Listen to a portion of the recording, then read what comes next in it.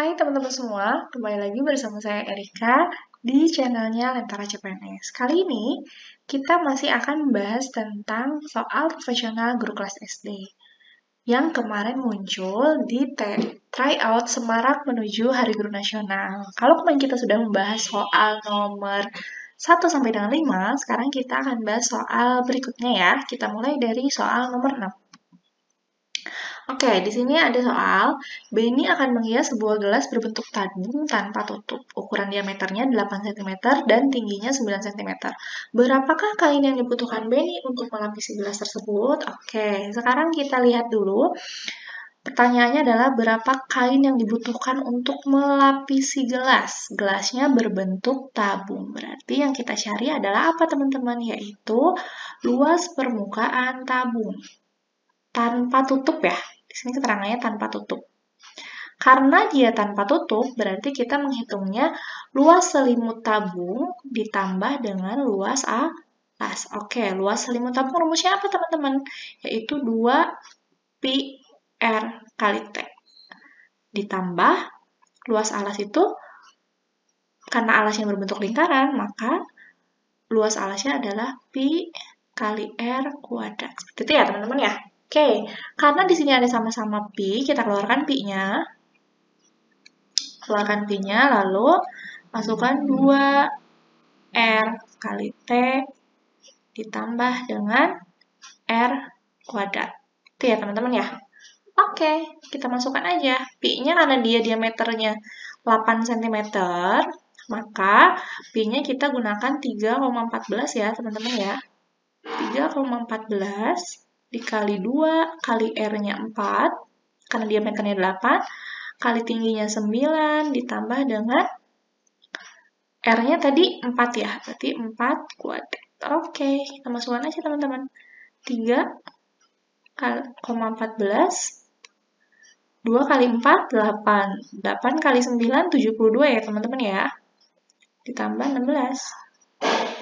Berarti 3,14 kali 88 ya teman-teman ya. Oke, berarti hasilnya karena dia dikalikan dengan koma, berarti kita pilih jawaban yang hasilnya koma. Oke, tersisa 2 ya. Ini udah pasti salah, salah, salah. Tersisa 2, kita lihat dulu 3,14 dikali dengan 88. Berarti hasilnya, kan 3 kali 8 itu 24 ya teman-teman. Berarti cari yang hasilnya mendekati 24, yaitu di atas 24, di sini ada 27, di sini ada 31. Kalau 31 itu terlalu jauh ya teman-teman, jadi jawaban yang tepat adalah D, yang lebih dekat itu 276,32 cm persegi. Oke, jadi jawabannya adalah D ya teman-teman, mudah ya? Oke, kita lanjut ke soal berikutnya. Cara kerja pemindaian kapal selam terhadap musuh sangat mirip dengan cara lumba-lumba mengetahui keberadaan mangsa. Prinsip utama kerjanya adalah yang mana? A. Menggunakan periskop untuk mengintai musuh. B. Melepaskan bunyi dengan frekuensi rendah. C. Melepaskan bunyi dengan frekuensi tinggi. D. Memperkecil ruang udara agar tetap pada kondisi menyelam. E. Memperbesar ruang udara agar kapal musuh terlihat jelas. Oke, jawaban yang tepat yang mana ya teman-teman? Jawabannya karena dia sama dengan prinsip cara lumba-lumba, maka yang benar adalah melepaskan frekuensi tinggi. Jawabannya adalah C. Kenapa frekuensi tinggi? Karena prinsipnya seperti ini teman-teman. Jadi kapal selam itu dia mengeluarkan bunyi dengan frekuensi tinggi. Lalu bunyi tersebut akan merambat di dalam air. Setelah merambat dalam air, maka jika terdapat kapal selam yang dekat dengan bunyi tersebut, maka bunyi tersebut akan memantul kembali ke kapal selam yang mengeluarkan frekuensi tersebut. Sehingga selang waktu bunyi itu merambat akan digunakan oleh kapal selam untuk menghitung jarak dan posisi kapal selam musuh. Seperti itu teman-teman. Jadi jawabannya adalah C ya. Oke, lanjut ke soal berikutnya. Di sini terdapat 2 proses peredaran darah pada manusia, yaitu peredaran darah besar dan peredaran darah kecil. Peredaran darah kecil pada manusia yang tepat adalah, oke, kita bahas dengan gambar ya teman-teman ya. Nah, berikut gambarnya. Di sini, peredaran darah kecil itu dimulai dari sini teman-teman, dari bilik kanan. Oke, karena dimulai dari bilik kanan, kita cari yang pertamanya bilik kanan. Oke, berarti yang bilik kiri salah ya.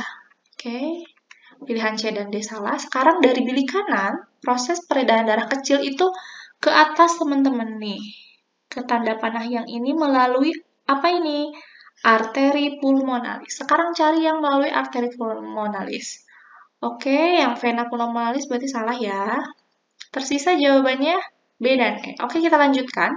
Setelah melalui arteri pulmonalis, darah tersebut akan mengalir ke paru-paru. Oke, dua-duanya paru-paru ya teman-teman. Nah, setelah melalui paru-paru, dia akan masuk kembali ke jantung. Dia akan masuk kembali ke jantung melalui vena pulmonalis. Ya, betul ya. Dua-duanya masih vena pulmonalis. Nah, setelah melalui vena pulmonalis, dia akan masuk ke bawahnya, teman-teman. Ke bawahnya itu kemana? Ke serambi kiri, teman-teman. Nih, jadi jawaban yang benar adalah, ini salah, maka jawaban yang benar adalah B ya, teman-teman ya, yang ini ya. Iya, betul. Jadi jawabannya adalah B. Mudah ya, teman-teman ya. Oke, lanjut ke soal berikutnya.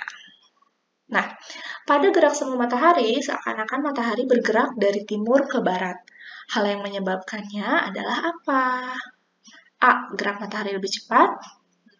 Bukan ya, teman-teman ya. Periode rotasi bumi lebih singkat, tidak juga. Bumi berputar melalui matahari, tidak ya. Kalau bumi